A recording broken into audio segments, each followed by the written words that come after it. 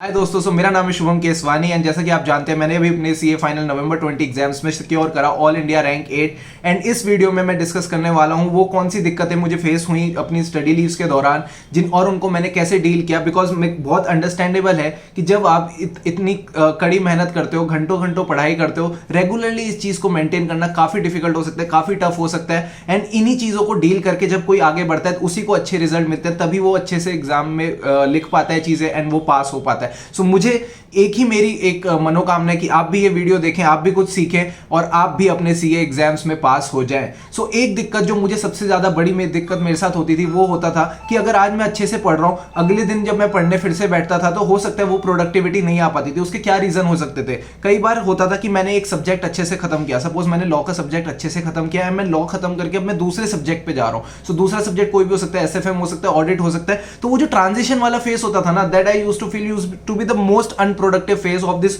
Whole 5 month cycle. जब मैंने अपनी पूरी पढ़ाई करी उस टाइम पे ऐसा होता था कि यार मैं एक्सपेक्ट कर रहा था मैं कम से कम 10 से 12 घंटे पढ़ूंगा, मुश्किल से 6 से 7 घंटे ठीक ठाक पढ़ाई हो पाती थी। सो मैंने उसका एक नुस्खा निकाला। मैंने कहा जब भी मैं किसी दूसरे सब्जेक्ट पे जाऊंगा मैं उसका वो टॉपिक उठाऊंगा जो मुझे सबसे इंटरेस्टिंग लगता है, सबसे मजेदार लगता है, ताकि मैं उस सब्जेक्ट के फ्लो में चला जाऊं, मैं उस सब्जेक्ट की जो फील है उसमें वापस घुस सकूं। तो सपोज अगर मैं बात करूं ऑडिट की, ऑडिट में मुझे लगता है कि जितने भी टॉपिक्स है, जितनी भी चीजें सबसे ज्यादा इंटरेस्टिंग उसमें है प्रोफेशनल एथिक्स। अगर मैं प्रोफेशनल एथिक्स से स्टार्ट करता था तो मैं ऑडिट की फील्ड में घुसने में मुझे ज्यादा मुश्किल नहीं होती थी और आसानी रहती थी। तो वही है, दिक्कतें सारी है, बट अब आपको देखना है सॉल्यूशन क्या निकल सकता है उनका। दूसरी चीज जो मुझे लगती है एक सीए स्टूडेंट को बहुत इंपॉर्टेंट है वो इस टाइम पे अंडरस्टैंड करना कि एटलीस्ट आपकी जो फर्स्ट टाइम रिवीजन है, फर्स्ट टाइम स्टडी है, सारे सब्जेक्ट्स की कंप्लीट हो जानी चाहिए 20 अगस्त तक। जी हाँ, ये डेट अपने मन में डाल लीजिए, क्योंकि अगर आपने इंश्योर करना है आपकी 3 रिवीजन अच्छे से हो जाए, इट्स वेरी इंपॉर्टेंट आप 20 अगस्त तक अपनी पहली रिवीजन, पहली स्टडी जो है आपके सारे सब्जेक्ट्स की, वो एटलीस्ट आप खत्म कर ले। क्यों मैं ऐसा कहने की कोशिश कर रहा हूं? बिकॉज उसके बाद आपके पास रहेंगे 11 दिन अगस्त के, 30 दिन सितंबर के।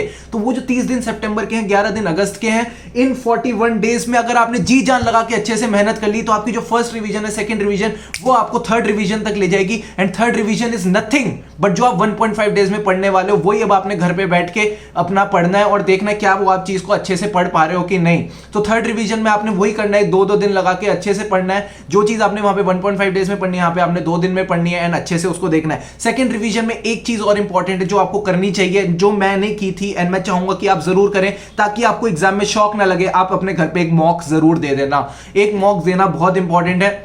सो मैं वही आपसे कह रहा हूं कि जब आप अपनी सेकंड रिवीजन कर रहे हो, आपके पास अराउंड 40 to 41 डेज हैं। इन 41 डेज का सबसे बेस्ट यूटिलाइजेशन करना एक ही तरीका है, इलेक्टिव को, जो आपका एक इलेक्टिव का पेपर है उसको आप आराम से 3 दिन दे सकते हैं। बाकी जो दिन बच जाते हैं उनको एलोकेट कर दो अपने बाकी सारे सब्जेक्ट्स में, depending upon your preparation in all subjects. आप इक्वली भी बांट सकते हो और जैसा आपको ठीक लगे वैसा कर सकते हो। एफआर को 5 दिन दे देना क्योंकि आप आगे जाके भी उसको 5 दिन देने वाले ही हो। एक चीज और जो सबसे ज्यादा इंपॉर्टेंट है इस टाइम पे आपके लिए मेंटेन करना, वो है डिसिप्लिन। डिसिप्लिन का मतलब सिर्फ ये नहीं होता आप शांति से बैठ के पढ़ाई कर रहे हो और कुछ नहीं कर रहे, आपके पास डिस्ट्रैक्शंस नहीं है। Discipline is also how you are starting your day, how you are ending your day. You should end your day by planning for the next day. जब भी रात को सोने जाओ उससे पहले अपना प्लानर बना के रखो अगले दिन आपने क्या पढ़ाई करनी है, so that when you are sleeping you are motivated कि अब अगले दिन जब मैं उठूंगा तो मैं बेस्ट अपने प्रोडक्टिव आवर्स निकालूंगा और दिखा दूंगा कि मैं भी सीए क्लियर कर सकता हूं। जब आप अपना प्लानर बना के सोगे तो सुबह आप अपनी फुट पे होगे, आपको पता होगा आज इस दिन में मुझे कितने कितने टॉपिक्स कवर करने हैं। 1 मिनट भी वेस्ट करते हुए आपकी रूह कांपेगी और आप अच्छे से पढ़ाई करके दिखाओगे। दूसरी चीज जो मैं आपसे कहना चाहूंगा, अपनी स्लीप साइकिल्स डिफाइन कर लो अभी के अभी। ये नहीं चलेगा कि आप कभी रात को लेट तक पढ़ रहे हो, फिर उसके बाद 2 या 3 बजे सो रहे हो, कभी 10 बजे सो रहे हो, कभी शाम के 4 बजे उठ रहे हो। भाई ये सब चीजें नहीं चलेंगी, बिकॉज डिसिप्लिन अभी नहीं लाओगे तो लास्ट के जो आपको 15 से 20 दिन मिल रहे हैं वहां पे डिसिप्लिन आना बहुत मुश्किल है। एंड फिर तब आपको ये चीज रियलाइज होगी, काश मैंने वो जो दिनचर्या है, काश जो मैंने अपनी डेली की स्लीप साइकिल है, डेली की जो मैंने स्टडी साइकिल है वो एक अच्छी मेंटेन करके रखी होती। तो वो आज का दिन है जब आपने ये चीज इंश्योर करनी कि आपकी प्रॉपर डेली साइकिल अच्छे से बन जाए। आप सुबह टाइम से उठ रहे हो, मैं नहीं कह रहा आपको सुबह 5 बजे उठना है, 6 बजे उठना है। मैंने कभी ऐसा नहीं कहा कि मैं अपने एक्सट्रीम्स में खेलूं, या तो मैं रात को बहुत देर तक जग रहा हूं या मैं सुबह बहुत ही जल्दी उठ रहा हूं। I just followed a normal routine जो एक स्टूडेंट का होता है। आप जब स्कूल जाते थे तो कितने बजे उठते थे? 7 बजे उठते होगे, 8 बजे चले जाते होगे, वही करो। अब भी आप 7 बजे उठो और रात को 12 बजे तक सो जाओ। तो वो जो पूरा टाइम मिल रहा है आप उसमें अपना बेस्ट दो, अपने फूड पैटर्न्स डिफाइन कर लो कि भाई मैंने ब्रेकफास्ट करना है 9 बजे करना है, 9:30 बजे करना है, मुझे लंच करना है, लंच आप अराउंड 1 और 2 PM करो, आराम से करो, उसके बाद डिनर का भी अपना टाइम फिक्स रखो, सो दैट आपकी जो बॉडी है वो उस साइकिल में ढल जाए। कई सारे बच्चे होंगे जो आज के टाइम पे अपनी स्लीप सेक्रीफाइस कर रहे होंगे, बहुत बेवकूफ हैं वो बच्चे जो अपनी स्लीप सेक्रीफाइस कर रहे हैं इस चक्कर में, because they will feel the consequences.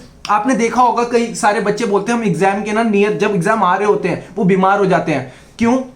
क्या कोई मतलब आईसीआई ने ऐसे जादू टोना कर रखा होता है कि सीए स्टूडेंट्स एग्जाम से पहले जस्ट बीमार हो जाए? नहीं, it's just because of these practices they get affected and इस वजह से ये दिक्कत आती है। So this is something that you need to understand कि आज अगर आपने डिसिप्लिन बना लिया तो आपको आगे बढ़ने से कोई नहीं रोक सकता। एंड एक चीज और मैं कहूंगा, कई बच्चे बोलते हैं हमसे पढ़ाई नहीं हो रही है, हमारे डिस्ट्रैक्शन है, माइंड में बहुत थॉट्स आ रहे हैं। 2 नुस्खे बता रहा हूं, अभी फॉलो करो। पहली डिस्ट्रैक्शन आती है मोबाइल फोन से, तो जब आपका पढ़ने का टाइम है मोबाइल फोन को अपनी नजरों से रखो दूर। कोई भी आसपास कोई रूम है, कोई भी जगह है, वहां पे जाके आप अपनी कबर्ड में जाके उस मोबाइल फोन को छुपा दो। जब तक आपके डेली टारगेट्स अचीव नहीं होते उस मोबाइल फोन को बाहर मत निकालना।